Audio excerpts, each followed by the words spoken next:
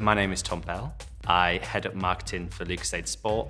It's a £130 million brand, so we sell £130 million a year. And my job, really simply, is if you were 7 years old and had a lemonade stall, and you had to work out how to sell more lemonade, that's what I essentially do. So you might be like, I'll put an advert in a local paper, we make TV adverts. And you might be like, I'll get my mum and dad to help me out. We get Anthony Joshua and Raheem Sterling to help us out. And you might be like, I need to sell more lemonade, but I also noticed my neighbour drinks orange juice, and maybe I'll start selling that as well. And so we look at what flavours we sell and that type of thing. So a really easy way to understand the job. So I've been doing it for 2 years, just under. And before that, I worked in sales. So I am not a classic marketeer. And I have people in my team who have way more experience than I do, who I listen to every day. So I have seen marketeers who love data and insight and numbers. And I've seen marketeers who hate data, insight and numbers, and they're both brilliant. So first and foremost, I don't think you have to be a particular type of person with a particular type of skill set. I wouldn't say I was overly academic. I did my GCSEs, I went on to do A-levels, I went to uni, and then went traveling after uni. It was an amazing experience to just go and see the world and different cultures. Came back after traveling and I went for a careers interview at my university. And they did a personality profile of me and they were like, right, you're quite competitive, you quite like people. And they gave me a list of jobs. And the first job on that list was a estate agency. And then from there, I learned a lot of the skills which allow me to do my job now. So that resilience and that dealing with people and connecting with people, understanding people. And then in terms of like qualifications, I know people in my business and in the previous business I've worked with who are directors who haven't been to university. And they have come in at a entry level, whether that's in the factory or in field sales, and they've worked their way up the business. And I think the thing that I see in successful people, especially in food and drink, is the ability to have the will and desire, and then the skill to go with it and to work on your skills and help yourself develop and get better. 90% of your career and the success in your career is based on who you interact with and how you interact with them, and 10% is based on results. Now, I struggle to get my head around that sometimes because surely it's all about what you do and what results you achieve. And my learning throughout my career is to manage your stakeholders really well, so manage that 90%.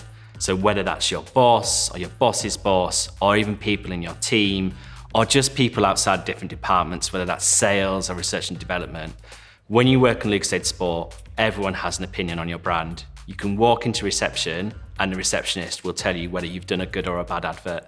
And you just got to listen to people and kind of manage your stakeholders in a really considered way. Next bit of advice is listen. So ask questions and listen. And the reason why I'm saying that is I was taught it really early on when I worked in sales, but I use it now all the time when I work in marketing.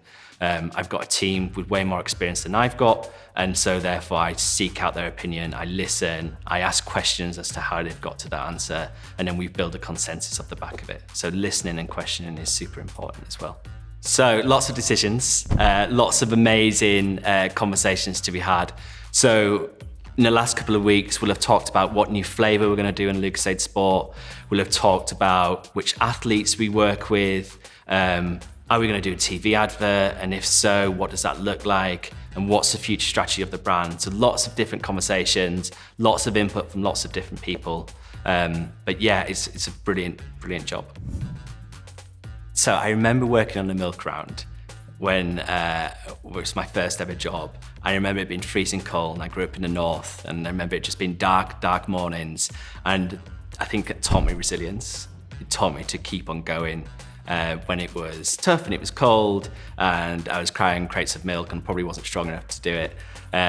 So I think the resilience piece, that taught me really well. And after I finished university, my first job was an estate agent, and I worked 6 days a week, long hours each day. And it taught me, again, the resilience and the hard work and to keep on going. And sometimes it gets difficult and sometimes you lose your energy. But if you can keep on going and find a way to do so, it's super powerful. To produce a new product, first thing we do is go and speak to consumers and listen and understand what they're looking for, and then we'll look at market trends. So let's say we recently brought out Raheem Sterling's Cherry Kick. You could see the trend of cherry growing in the marketplace. So we're like, okay, that makes sense to do that. Then we'll work on the packaging and get Raheem's face on the pack, work on the name. So we ended up with Cherry Kick, which is pretty cool. And then we go and engage the whole business. So you'll go and speak to sales and you'll be like, right, okay, where would this go? How do we speak to our retailers about it? We'd build a campaign in terms of how we advertise the product as well.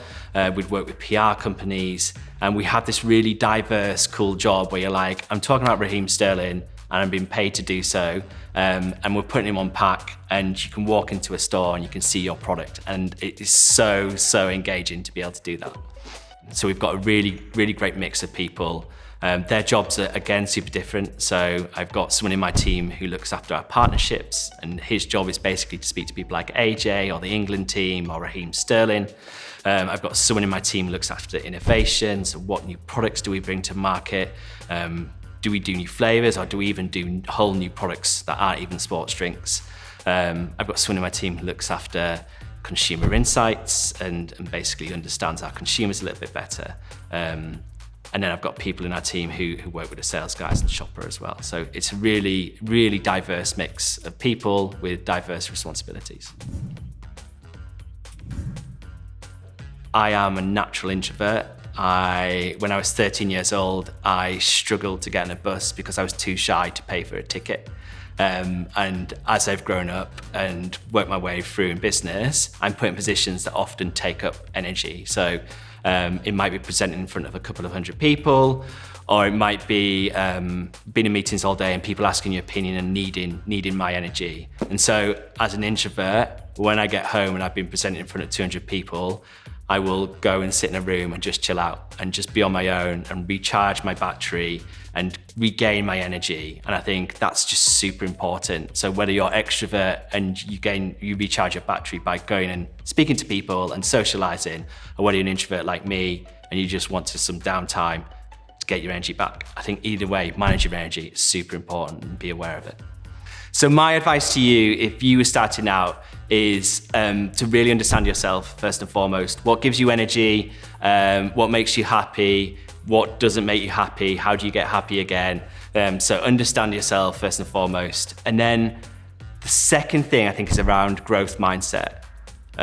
So when you get knocked back, is how do you dust yourself off and go again? It happens to everyone. I can think of so many moments in my career where I've been told no. And when I try and understand, and I'm like, right, okay, I'll go away and I'll practice and I'll get better. And I think just having that mindset to keep on growing and not taking knockbacks as a no, I think has really helped. It's a hobby, and I'm doing a job that's a hobby. And the best advice I can give to people is go and find something that speaks to your heart. And if you can work in that, then it's amazing. And I'm really lucky to have that on Lakeside Sport. I'm really lucky to talk about sport every day. We recently did some filming with Raheem Sterling, and it's quite a professional environment. Everyone's been super serious, and we were in between takes. There's a bit of downtime, and there was a football on the halfway line. We're on this football pitch with a goal at the other end. And we challenged Raheem to a crossbar challenge. So I'm stood there trying to hit the crossbar in front of an England international who went on to star in the Euros, trying not to fall over, just trying to just connect with the ball normally. And he stood there commentating on your shots, and then he's having a go, then you're having a go. So I remember getting home that night and just being like, what just happened there? That's crazy. I'll never forget trying to hit the crossbar next to Raheem Sterling. It'll stay with me forever.